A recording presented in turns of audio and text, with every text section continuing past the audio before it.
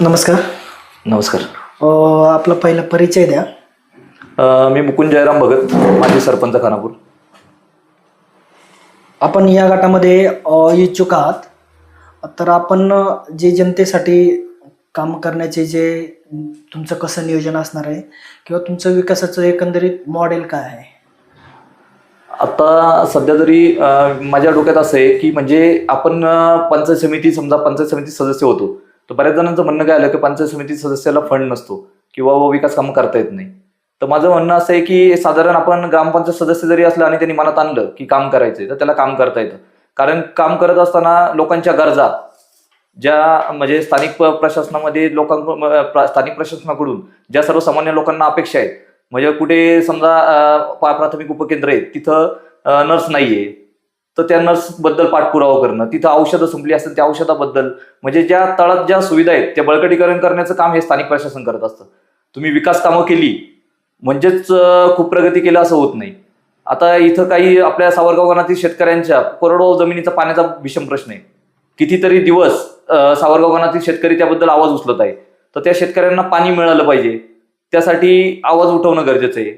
ते शासन दरबारी मांडून त्याचा पाठपुरावा करणं गरजेचं आहे. तसेच आपण म्हणतो की इथं बचत गट बरेच झाले. तर गेल्या 4-5 वर्षापूर्वी एक बचत गट संकल्पना ग्रामीण भागात मोठ्या प्रमाणात रुजली. पण ती रुजली असताना मध्ये 2-3 वर्षापूर्वी एक साई संताला मेळावा झाला महिलांचा. त्या मेळाव्याला आम्हाला पाहुणे म्हणून आमंत्रित केलं होतं. तर तिथे आम्ही भूमिका मांडली, ती थोडी महिलांना रुचली नाही. काय तर आम्ही तिथं म्हटलं की तुम्ही समजा पहिल्या वर्षी तुम्ही नवीन होतात बचत गटांसाठी, मग त्या बचत गटांसाठी नवीन असताना तुम्ही काय केलं की पैसे घेतले, आर्थिक व्यवहार म्हणजे फक्त व्यवहार शिकले, पैसे घेणं, भरणं, कर्ज परतफेड करणं. पण तिसऱ्या वर्षी तेच अपेक्षित नाहीये. कारण अजूनही काही महिला काय करतात की पैसे घेतात आणि ते उचलल्यानंतर आपल्या घरातील मिस्टर वगैरे त्यांना ते वापरायला देतात. मग ते वापरायला देऊन फक्त त्याचे हप्ते भरत राहतात. शासनाने बचत गट ही संकल्पना राबवली कशासाठी? महिला सशक्तीकरणासाठी. महिलांनी स्वतः पायावर उभं राहून व्यवसाय चालू करावे ही शासनाची तेव्हा भावना होती. त्यानंतर आपल्या शिवनेरीपाशी एक मेळावा झाला. शिवजयंतीला मेळावा म्हणण्यापेक्षा शिवजयंतीला फूड स्टॉल वगैरे महिलांसाठी स्टॉल च ते एक व्यासपीठ उभं करून दिलं होतं. ते व्यासपीठ उभं करून दिलं असताना तिथं जवळजवळ 50 लाख रुपये शासनाने खर्च केले होते. ते 50 लाख रुपये ज्या स्टॉलला खर्च केले, मोठं मंडप वगैरे त्यांची सगळी अरेंजमेंट, त्यासाठी जो खर्च केला होता तो खर्च केला असताना तिथं महिलांना जे काही महिलांनी स्वतः प्रोडक्शन करतायत ते प्रोडक्शन लॉन्च करण्यासाठी ती व्यवस्था पाहिजे होती. तर यांनी जे स्टॉल दिले ते कोणाला दिले की तुम्ही मासवडी करता तिथं स्टॉल लावा, तुम्ही चिकन बनवता तिथं स्टॉल लावा. मग तुम्ही सांगा का ज्या महिलांनी वर्षातून एकदा तिथं म्हणजे चिकन स्टॉल मांडले किंवा मासवडीचं पदार्थ मांडले, भाज्या मांडल्या, त्यांनी एक दिवस तिथं त्या भाज्यांचे स्टॉल मांडले, त्या व्यवसायानंतर इतर वेळी त्यांनी कुठं जायचं? त्यांनी तिथे एक दिवसात 10,000 रुपये धंदा केला किंवा 15,000 रुपये धंदा केला. तो धंदा केल्यानंतर त्यांनी कुठं जायचं? मग ते शासनाचं जे धोरण होतं तिथं स्टॉल मांडलं तर त्या आपल्या महिलांसाठी ज्या व्यवस्था आहेत, ज्या उमेद काम करते, तर त्यांनी हे अपेक्षित होतं की त्यांनी कुठंतरी बचत गटांमार्फत स्वतःचे प्रोडक्ट तयार करणं आणि ते तिथं लॉन्च करणं, जेणेकरून तिथं ते विकल्यानंतर भले त्या दिवशी धंदा कमी होईल पण त्यांचं प्रोडक्ट जे काही पूर्ण महाराष्ट्रातून बाहेरून लोक शिवजयंतीला येतात तर त्या शिवजयंतीला ते प्रोडक्ट लॉन्च झालं असतं, त्यांचा तो ब्रँड तिथं लोकांपुढे आला असता. आणि तो आल्यानंतर त्या दिवशी समजा जरी धंदा कमी झाला तरी भविष्यात ज्यांना ते प्रोडक्ट आवडलं तर त्याचं मार्केटिंग झालं असतं, महाराष्ट्रभर तो प्रोडक्ट पोहोचला असता. तर तसं प्रत्यक्षाने काम होताना दिसत नाही. म्हणजे आपलं काम काय चाललंय की फक्त कागदावरती आणि टार्गेट पुरतं. हे काम प्रत्यक्षात असं नाही झालं पाहिजे. तर ह्या गोष्टी नव्याने कुठंतरी त्या बदलल्या गेल्या पाहिजेत आणि त्याची कोणाला तरी आवड पाहिजे की म्हणजे या चाकोरीबंद कामातून कुठेतरी बदल घडले पाहिजेत. फक्त मोठमोठ्या इमारती बांधल्या आणि मोठमोठी कामं केली म्हणजे लोकांचा विकास झाला असं होत नाही. त्यासाठी सर्वसामान्य माणसाचा विकास झाला पाहिजे. आपण आज समजा बहुतांश म्हणजे भौतिक विकासावर जोर देतोय, त्याच्या अनुषंगाने त्याच्या विरुद्ध जाऊन माझं म्हणणं आहे की भौतिक विकास पाहिजेच, पण सर्वसामान्य शेतकरी तो आज इथं पिकं घेतोय तर ते पिकं घेत असताना त्याचं मार्केटची व्यवस्था, आज आपल्या जवळ 3 मोठमोठी शहर आहेत, नाशिक आहे, पुणे आहे, मुंबई आहे, एवढं सगळं असताना सुद्धा आपल्या शेतकऱ्याचा कधी कधी माल फेकून द्यायला लागतो. तर मग आपल्या तालुक्यात शीतगृह व्यवस्था मोठ्याने उपलब्ध व्हायला पाहिजे होती, तिच्यावरही आज कोणी विचार नाही केला. ज्या शेतकऱ्याच्या दृष्टीने ज्या सुविधा महत्वाच्या आहेत त्यांचा सुद्धा इथं नव्याने त्याच्यावरती बजेट असलं पाहिजे. त्याच्यावरती जे इथली पिकं आहेत त्याच्या अनुषंगाने जे त्याच्यावरती फळ प्रक्रिया किंवा उद्योग आहेत हे डेव्हलप झाले पाहिजेत. आता आपण ह्या ज्या मी ज्या सांगितल्या गोष्टी आहेत ह्या मोठ्या आहेत, या पंचायत समिती सदस्याच्या कक्षेच्या बाहेर आहेत. पण पंचायत समिती सदस्य जर आपल्या आमदार असतील, खासदार असतील यांच्या मार्फत पाठपुरावा करून शासन दरबारी जर प्रश्न मांडत असतील, त्यासाठी प्रयत्न करत असतील तर निश्चित ह्या देखील गोष्टी होतील. आता ह्या गटामध्ये मागील ज्यांनी नेतृत्व केलं असेल, केलं होतं, यांनी ह्या कधी समस्या मांडल्या का नाही मांडल्या? आता आशाताई समजा ह्याच गटात सदस्य राहून गेलेत, गुलाबशेठ पारखे या गटात सदस्य राहून गेलेत. त्यांनी त्यांच्या पद्धतीने प्रयत्न केलेत, पण तो फोकस जो होता तो विकास कामांच्या दृष्टीने होता, भौतिक गरजा होता. आपण जर आता माझं एक म्हणणं असतं की आपण कळस बांधताना पायाला कधी विसरायचं नाही. कारण सुरुवातीला कसं असतं की काही वेळेला पायाभूत सुविधा देखील महत्वाच्या असतात. जेव्हा आपण काम करतो, मी ग्रामपंचायत जेव्हा समजा सरपंच म्हणून काम करत असताना मागील सरपंचांनी पाया रचलाय आणि त्याच्यावर आपण कळस चढवायचा प्रयत्न केलाय. अजूनही तो कळस चढला नाही, तो पुढचे चढवतील. म्हणजे मागील ज्या गोष्टी केल्यात त्यांना आपण नाव ठेवून उपयोगाचं नाही. काही म्हणजे ज्या भौतिक सुविधा इथं आवश्यक होत्या त्या झाल्यात, पण ह्या सुविधा ज्या होत्या ह्या सुविधा ह्या देखील व्हायला पाहिजेत. आणि त्या आता येणाऱ्या काळात त्यावर आपण त्यावर भर देऊन त्या गोष्टी करणं गरजेचं आहे असं मला वाटतं. परंतु या गटामध्ये विकास झाला की नाही झाला? नाही, विकास झाला ना. विकास नाही झाला असं म्हणून उपयोग नाही. विकास झालाय. विकास जर झाला नसता तर या पायाभूत सुविधा आज आपण म्हणजे नवे जे सदस्य होते त्यांना तिथंच गुंतावं लागलं असतं. कमी जास्त प्रमाणात तो विकास घडू शकला असेल, पण विकास झाला नाही असं आपण म्हणू शकत नाही. नाशिक या ठिकाणी तुम्ही जे सांगितलं शीतगृह, कोल्ड स्टोरेज उपलब्ध केलं जातं. एक प्रकारे शेतकऱ्यांना आर्थिक सहाय्य असेल किंवा कुठल्याही मेंटॉरच्या दृष्टीने त्यांना एक मार्गदर्शन केलं जातं. आणि तो जे कोल्ड स्टोरेज केल्यानंतर तो माल बाहेर निर्यात केला जातो. ही जी तुमची संकल्पना आहे ही प्रत्यक्षात उतरवण्यामध्ये तुम्ही म्हणजे तुमची भूमिका काय असणार आहे किंवा तुम्ही कशी प्रत्यक्षात उतरवणार? आता सगळ्यात महत्वाचं असं आहे की जे शेतकरी समजा असं काम करण्यास इच्छुक असतात त्यांचं फार्मर प्रोड्युसर कंपनी संकल्पना गेली 8-10 वर्ष चालू आहे. शासन त्यांना अर्थसहाय्य पण करते. तर मग ठिकठिकाणी जे नवीन तरुण आहेत त्यांना एकत्रित करून त्यांना त्या दृष्टीने मार्गदर्शन करणं, त्यांना सबसिडी कशी मिळेल, त्यांना समजा हे करायचंय, एक्सपोर्ट करायचं, तर एक्सपोर्टसाठी लागणारे डॉक्युमेंट याची त्या क्षेत्रात काम करत असल्यामुळे माहिती आहे. तर ती माहिती देऊन ज्यांना एकत्रित येऊन ते काम करायचं असेल त्यांना ती आपण म्हणजे त्याबद्दल आपण मार्गदर्शन करू शकतो. या ठिकाणी प्राथमिक आरोग्याच्या सोयी सुविधा आहेत, परंतु त्यामध्ये त्रुटी देखील भरपूर त्रुटी. तर आपण जे सांगितलेलं आहे की तुम्ही त्या दृष्टीने देखील प्रयत्न करणार आहात. मागचं जे नेतृत्व आहे त्यांचं अपयश आणि तुम्ही ते कसं भरून काढणार? आता सगळ्यात महत्वाचं असं आहे की सर की मागच्या जे सदस्यांनी इथं प्राथमिक आरोग्य उपकेंद्र उपलब्ध करण्यासाठी शासनाकडून भरघोस निधी प्रत्येक ठिकाणी आणून दिले. उपकेंद्र चांगले झाले, ते उपकेंद्र झालेच चांगले. ते उपकेंद्र चांगले झालेले असताना आज एक म्हणजे त्याच्यात त्रुटी अशी जाणवते की उपकेंद्रांना दुरुस्तीसाठी पण त्यांनी निधी उपलब्ध करून दिले. त्यांना कलर सुद्धा झालं. म्हणजे काय होतं, आपण त्यांना मेंटेनन्स वगैरे सगळा राखला गेला, पण ते इमारत जी होते ती इमारत जी सुसज्ज आहे त्या सुसज्ज इमारतीत काम करणारी माणसं तेवढ्या सुसज्ज यंत्रणेत सतत दिसत नाही. कारण कसं आहे का, नंतर दर 5 वर्षांनी तुमचा तिथं परिसर विकास किंवा 5 वर्षांनी म्हणा 2 वर्षांनी म्हणा परिसर विकास किंवा इतर दुरुस्ती कुठं तुटलं सुटलं असं 4-5 लाख रुपये दुरुस्तीवरती तुम्ही खर्च करता. पण हे सगळं होत असताना सुद्धा तिथं जर साध्या गोळ्या किंवा साधी ट्रीटमेंट लोकांना भेटू शकत नाही तर त्याचा उपयोग नाही होत. त्यामुळे तिथं नर्स पाहिजे. भले 2 गावां मिळून एक उपकेंद्र असं तरी चाललं असतं. आता देखील तालुक्यामध्ये अनेक जे काही प्राथमिक आरोग्य केंद्र आहेत त्यांना मोठ्या प्रमाणात त्या ठिकाणी निधी आले दुरुस्तीसाठी, परंतु त्या ठिकाणी यंत्रणा वाढवणं गरजेचं होतं. ही दुरुस्ती न करता त्या ठिकाणी स्टाफ वाढवणं गरजेचं होतं. आपण कसं सांगायबद्दल? 100% ना. आज मेन आपली मागणीच ती आहे की इमारत थोडी म्हणजे आपण म्हणतो कलर उडालेला असला तरी पण त्यांनी आरोग्य यंत्रणेवर ताण पडत नाही. पण जर तिथे एक नर्स नसेल तर क्वचित जर एखाद्याला प्राथोपचार पाहिजे आणि आपण तिथं घेऊन गेलो जर ते होत नसेल तर कदाचित एखादा जीव जाऊ शकतो. त्यामुळे ती गांभीर्याची गोष्ट आहे आणि ह्यासाठी शासनाने म्हणजे दखल घेतली पाहिजे आणि शासन दखल घेत नाही तर लोकप्रतिनिधी सुद्धा ते मांडलं पाहिजे. आपण ही निवडणूक लढवतोय, आपण नेमकी विजय नेमकं काय आहे? का तुम्ही अपक्ष निवडणूक का लढवताय? मी अपक्ष निवडणूक लढवत असताना सर मुद्दा असा आहे की सगळ्यात महत्वाचं जे आज मी निवडणूक लढत असताना माझी काम करण्याची इच्छा आहे हा एक महत्वाचा मुद्दा पाहिला झाला. त्यानंतर दुसरा विषय असा आहे की अपक्ष लढण्यामागं की म्हणजे मी नोकरी करून आजही सर्वसामान्य माणूस आहे जो नोकरी करून समाजसेवा करतोय. वेळेला मी माझ्या म्हणजे स्वतःच्या याच्यातून 2 रुपये जे खर्च करता येतील ते अशा ठिकाणी खर्च करतो, पण ते अशा ठिकाणी करतो का जिथं मला वाटतं का एखाद्या विद्यार्थ्याला बा समजा लाईटची गरज आहे, हे ते समजा बा मी लहानपणापासून ते भोगले, त्यामुळे आपल्याला माहिती आहे की बा आपण तिथं फुलाची पाकळी मी माझ्याबद्दल मदत करतो, त्याच्या नावागावाची मला गरज नसते. पण ह्या इलेक्शनमध्ये मी ठरवलं की आपण आपल्या विचारांनी लढायचं. जसं मी ग्रामपंचायतीला ठरवलं तसं पंचायत समितीला सुद्धा ठरवलंय की विजय महत्वाचा नाही, आपल्याला इलेक्शन लढायचं, लोकांसाठी काम करायचे, पण फक्त विजय हे डोळ्यापुढे ठेवायचं नाही. त्यासाठी कोणालाही म्हणजे कुठं एखाद्याला धाब्यावरती पार्टी दे, दारू पाज, लोकांना खर्च कर, ही कुठेही आपली भूमिका नाही. कुठेही आपल्याला कोणाला बूथवर, मी स्पष्ट माझ्या पत्रकात दिलंय का माझ्या कुठेही बूथ लागणार नाही ना, कुठं माझ्या बूथवरती कोणाला 1 रुपया मिळणार आहे. तरी सुद्धा मी तुम्हाला सर अभिमानाने सांगतो की माझे जे फ्लेक्स लागलेत ते फ्लेक्स सुद्धा त्यापैकी 11 फ्लेक्स लागले होते. 11 फ्लेक्स जे होते त्यापैकी फक्त 2 फ्लेक्स मी स्वतः लावले.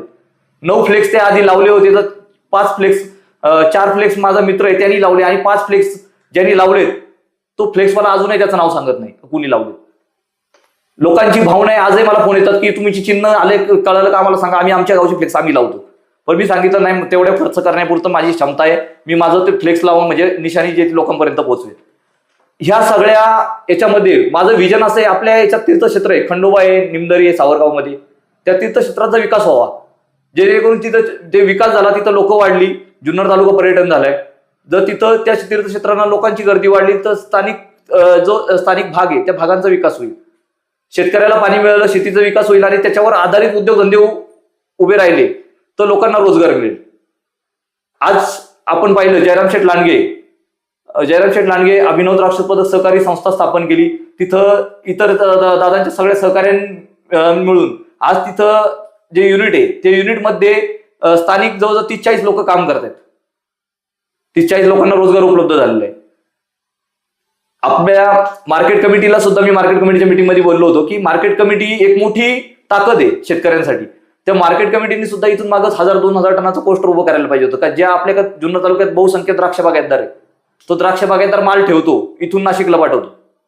मग जर जुन्नर तालुक्यात ही व्यवस्था असती तर त्यांचा द्राक्ष माल इथंच थांबला गेला असता, त्यांना जागेवर सोय मिळाला, ट्रान्सपोर्ट खर्च वाचला असता. मग हा शेतकऱ्याचा विचार फक्त आपण इमारती आणि फक्त प्रॉपर्ट्या वाढून काही होणार नाही. म्हणजे सर्वसामान्य माणसाचा विकास घडणं गरजेचं आहे, आणि मला काम करायचं सर्वसामान्य माणसासाठी, त्यामुळे मी या निवडणुकीमध्ये उभा आहे.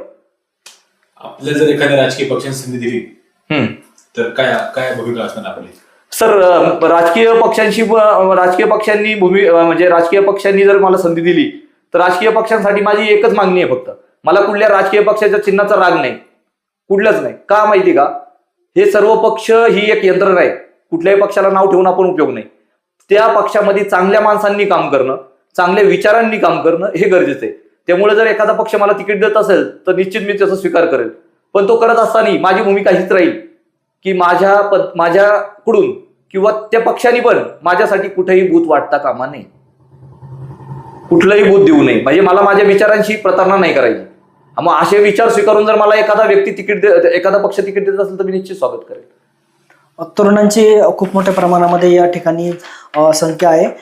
त्यांना तुम्ही सांगितलेलं आहे की व्यावसायिक प्रशिक्षण असेल किंवा रोजगाराच्या संधी कशा प्रकारे उपलब्ध करून देणार आहात, काय विचार देणार आहेत आपल्या? सर, आता विषय असा आहे की मी जसं तुम्हाला मगाशी सांगितलं की कृषी बचत गट, आत्माअंतर्गत कृषी बचत गट खूप आधीच स्थापन झालेले आहेत. त्या कृषी बचत गटांमार्फत पहिली व्यवस्था होती की खत औषधं आली तर ती कृषी बचत गटांना यायची आणि त्या कृषी बचत गटांनी त्यांच्या शेतकऱ्यांना द्यायची. पण आता ती व्यवस्था परत मोडकळी झाली दिसते. म्हणजे ते बचत गट होते ते तेवढे काम करताना दिसत नाहीत. मग 10 वर्षापूर्वी ते बचत गट काम करत होते, ती यंत्रणा टिकली असती आणि त्यांनी त्या बचत गटामार्फत जर आता फार्मर प्रोड्युसर मध्ये प्रदान पण केलं असतं आणि शासनाच्या स्कीमचा लाभ घेऊन, सगळ्यात महत्त्वाचं सर याच्यात मार्गदर्शन पण आहे. शासन पैसे देतं तर त्या शासनाने एक जे कृषी विभागाची टीम आहे तर त्याच्यात एक सेपरेट विभाग तयार केला पाहिजे की जे आता फार्मर प्रोड्युसर कंपन्या तयार झाल्यात तर यांना व्यावसायिक प्रशिक्षण देणं, यांना परदेशात कुठली मागणी आहे, समजा म्हणजे जे आपण म्हणतो ना फॉरेनर आणि इंडियन मीट होते, आणि ते मीठ घेतात ना तर ते बहुचर काय असं एजन्सीज असतात आणि ते एजन्सीज पैसे आकारतात किती माहिती का, 50,000 रुपये म्हणजे 15,000च्या पुढंच. आणि मग सर्वसामान्य जो समजा तरुण आहे ग्रामीण भागातला, प्रत्येकाकडे पैसा आहे असं नाही, तो त्या प्रवाहात जातच नाही. मग शासनाने जर फार्मर प्रोड्युसर कंपनीला अनुदान देतो त्या पद्धतीने जर ही पण यंत्रणा राबवली की ग्रामीण भागामध्ये रोजगार प्रशिक्षण देणं किंवा एक्सपोर्टसाठी प्रशिक्षण देणं, त्याचे ट्रेनिंग घेणं, लोकांना उभं करणं, तर ते एक चांगली संकल्पना होईल. आणि ग्रामीण भागामध्ये जो आता आपल्याला माल फेकून द्यावा लागतो काही, तो फेकून द्यावा लागणार नाही. कोस्टवर झाले तर डायव्हर्ट होतील. आता साधारण आपण तुम्हाला म्हणजे एक आनंदाने सांगतो की विषय असा आहे की आपल्या भागामध्ये फुल उत्पादक मोठ्या प्रमाणात आहे. आमच्या भागात फुलं व्हायची पण आता कमी झाली, पण निमदरी वगैरे या भागातून बरीचशी गावं आहेत, अजून कुमशेत आहे, कुसूर आहे, या भागामधून बहुसंख्य फुल उत्पादक आहे. तर हा फुल उत्पादक आहे ना, जे फुलांचे सीझन आहे, या फुलांच्या सीझनला मार्केट डाऊन झालं की मुंबईला माल पाठवतो, फेकून दिला जायचा. पण अभिनव द्राक्ष उत्पादक सहकारी संस्थेच्या संचालक मंडळाने जो मागे निर्णय घेतला, त्या निर्णयामध्ये आम्ही एक मॉडेल ठरवलं की व्यापाऱ्याला नाही द्यायचं, शेतकऱ्याला भाड्याने द्यायचं. क्रेटला, एका क्रेटला 6 रुपये घ्यायचे. आणि त्यामुळे काय झालं की तुमचे समजा तीन क्रेट निघतात गुलाबाचे किंवा इतर फुलाचे असतील, तर तुम्ही ते कोस्टरला ठेवले. आणि ते कोस्टरला ठेवल्यामुळं जिथं तुमचं 10 रुपये किलोनी जाणार होतं ते तुम्ही 100 रुपयांनी पण विकले. मग तुम्हाला एक ती होल्ड करण्याची ताकद मिळाली. आणि मग असं ज्या वेळेला होतं की जर फुलांचं जे उत्पन्न आहे, फुलांचं उत्पन्न समजा एका वेळेस समजा जर 500 क्रेट निघत असतील, म्हणजे ओव्हरऑल समजा मी अंदाज सांगतो फक्त असा, 1000 निघतात, 5000 निघतात समजा गावाच्या हिशोबाने. समजा निमदरी गावातून दिवसाला 500 क्रेट निघणार होते शेतकऱ्यांचे. त्या 500 क्रेट पैकी बाजार पडल्यामुळे जर 400 कोस्टरला गेले ना, तर 100 क्रेट तिथे विकले जातात, फेकले नाही जात. ही ताकद आहे.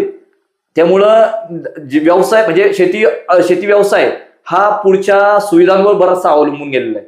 आणि या अवलंबून गेलेला असतानाही म्हणजे बदलता जो काळ आहे, या बदलता काळ मार्गी आपण अवलंबण्यासाठी शासन दरबारी पाठपुरावा करणं, त्यासाठी आपण उपाययोजना करणं गरजेचं आहे. लोकप्रतिनिधी म्हणून मी हे काम करू शकतो असं मला वाटतं. आता मागे तुम्ही पाहिलं असाल, मी एक पत्र लिहिलं होतं देवेंद्र फडणवीस साहेबांना की आमच्या ग्रामपंचायतीला जुगार अड्डा मिळावा. पत्र लिहिण्याचा हेतू एकच होता. मला बऱ्याच जणांनी विचारलं, तू ग्रामपंचायतीच्या लेटर हेड पत्र लिहिलं, तुला पटलं का? ज्यांना ते पत्र कळालं त्यांना कळालं का ती म्हणजे थोडी विरोधी भाषा आहे की जे करायचे आपल्याला त्याच्यासाठी आपण थोडी विरोधाभास निर्माण होईना अशी भाषा लिहिली होती.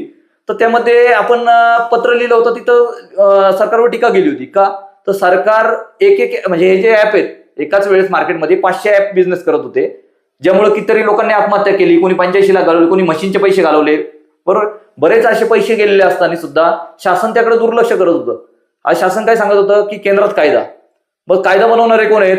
आपण आहेत. जर शासन जर उत्तर देत असेल केंद्रातला कायदा, तर मग आपण जिथं शासनाचे प्रतिनिधी दिले ते चुकीचे आहेत असं म्हणायची वेळ येते. आणि सगळ्यात महत्वाचं, एक ऍप बिझनेस करत होता 2000 कोटीचा. 2000 कोटीचा जर एक ऍप बिझनेस करत होता, तर असे 500 ऍप मार्केटमध्ये बिझनेस करत होते. म्हणजे थोडक्यात काय करत होते, ते पैसे लुटत होते आणि त्यातून काहीतरी 28% रक्कम गव्हर्नमेंटला देत होते. मग गव्हर्नमेंट काय करत होतं की एका हाताने त्यांना खुल्या लुबाडून देत होतं आणि दुसऱ्या हाताने ते 28% जे मिळतंय त्याच्यामधून लाडक्या बहीण योजनेमार्फत महिलांना पैसे वाटत होतं. आता तुम्ही सांगा, लाडक्या बहिणी म्हणजे लाडक्या बहिणी, त्या लाडक्या बहिणीचा नवरा इथं जुगारात 50,000 रुपये गेला आणि शासनाने त्यांना 1,500 रुपये दिले, बरोबर. काय 5-5 लाख गेले, 10 लाख गेले, बऱ्याच ठिकाणी वेगळे. मग तो विरोधाभासची स्कीम आहे ती का तुम्ही त्या पैशातून 28% घेता आणि महिलेला 1,500 रुपये देता, तिचा संसार उधळून लावता. हे शासनाला कोणीतरी लोकप्रतिनिधी लक्षात आणून द्यायला पाहिजे होतं. कोणी आमदार खासदार कोणी बोलत नव्हतं. नंतर बोललेत तोपर्यंत पत्र प्रत्येकाच्या म्हणजे मला इथं आमच्या इकडे एक कामाला आहेत, ते संग्राम भैया जगताप तिकडचे कामाला आहेत. त्यांनी सांगितलं होतं संग्राम भैयांनी पण तुमचं पत्र वाचलं, ते म्हणत होते भारी पत्र. मग एक सांगा की लोकप्रतिनिधींनी त्यावेळेला आवाज उचलायला पाहिजे होता, तो उचलला नाही. मग आपलं पत्र व्हायरल झाल्यानंतर बऱ्याच जणांनी त्यावर आवाज उचलल्यानंतर विधानसभेमध्ये माणिकराव कोकाटे साहेबांचा व्हिडिओ व्हायरल झाला आणि त्यानंतर ते प्रकरण जास्तच गाजलं. म्हणजे कुठंतरी ते केंद्रापर्यंत पोहोचलं, पण तोपर्यंत कोणी लोकप्रतिनिधी त्याच्यावर आवाज उचलत नव्हता. मग असं मला म्हणणं हेच आहे का तुम्ही कुठं आहात ते महत्वाचं नाही, तुमची त्याबद्दलची तळमळ आणि तुमची ती भूमिका ठाम ही महत्वाची आहे. आणि ह्या ठाम भूमिकेच मी या निवडणुकीत उतरते. जुन्नर तालुक्यामध्ये मानवी आणि बिबट संघर्ष कमी राहिलेला नाही. आपल्या या गटामध्ये शेतकरी खूप मोठ्या प्रमाणामध्ये आहेत.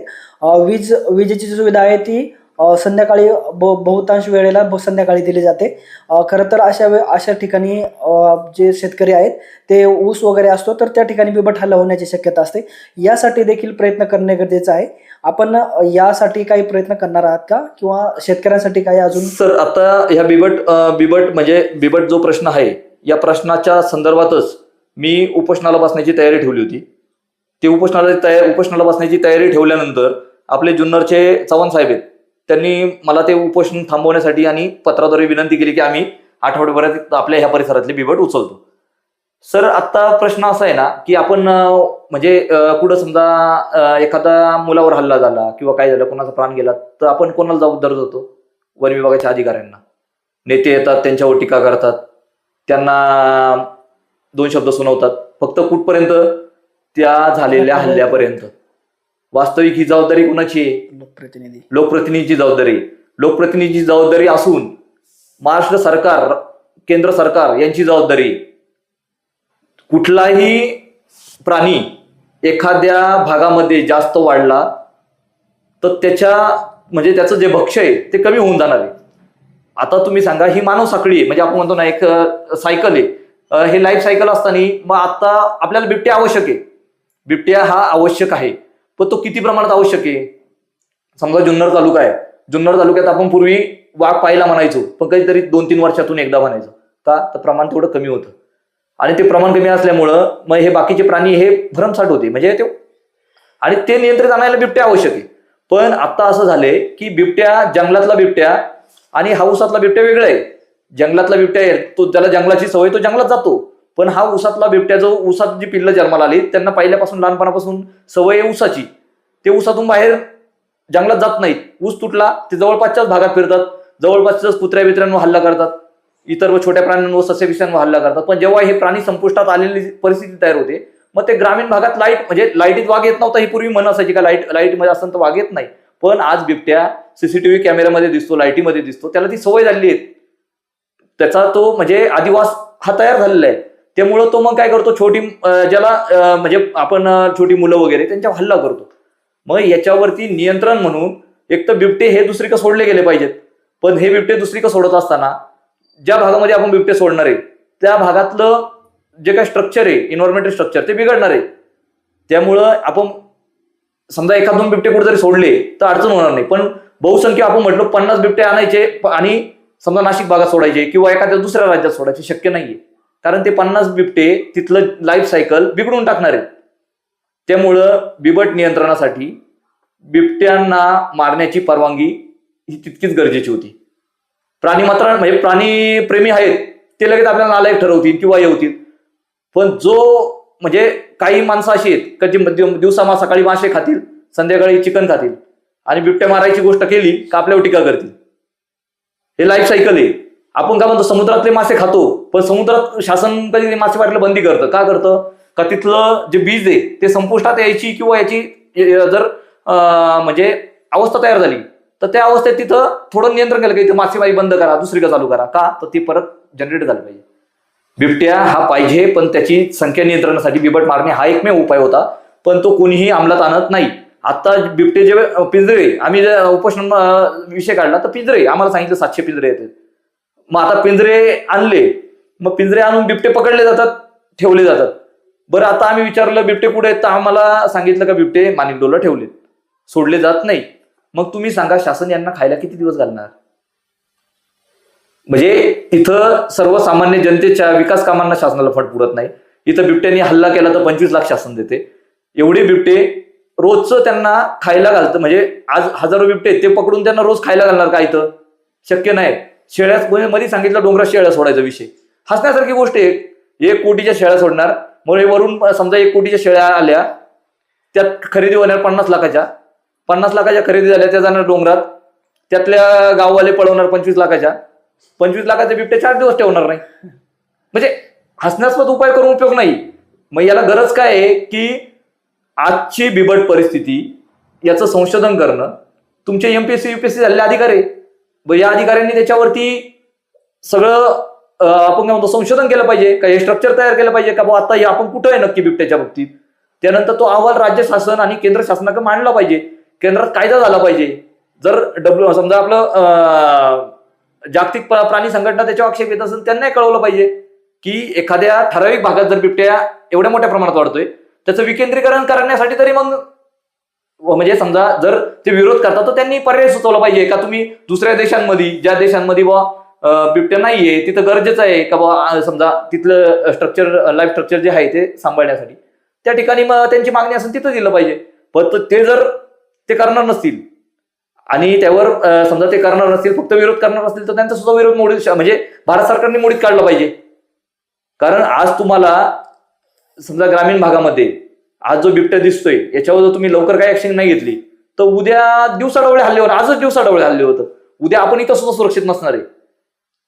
जो बिबट्या पूर्वी गावाच्या बाहेर होता तो आज गावाच्या विषयी आलाय, तो उद्या आजही घरात घुसतोय, घरात घुसून माणसं उचलून नेणार आहे. भूक लागल्यावर तो काही काळजी करणार नाहीये. त्यामुळे बिबट्यासाठी बिबट्या मारणं आणि त्याच्यावर कायदा होणं ही काळाची गरज आहे. आता एकंदरीत आपला प्रचार शुभारंभ होणार आहे. प्रचार सर चालू आहे. माझ्या म्हणजे 12 गावांपैकी 9 गावांमध्ये घरोघर भेटी झालेल्या आहेत आणि लोकांचा रिस्पॉन्स देखील चांगला आहे. मला वेगवेगळ्या पक्षाचे सर्व मतदार सपोर्ट करतायत आणि ते सपोर्ट करत असताना माणूस म्हणून ते आपल्याला सपोर्ट करताना तुम्ही सांगता तुम्ही शेवटपर्यंत तुमची भूमिका मांडत राहा आणि या निवडणुकीत कायम राहा. पुढील वाटचालीसाठी आपल्याला खूप खूप शुभेच्छा. धन्यवाद.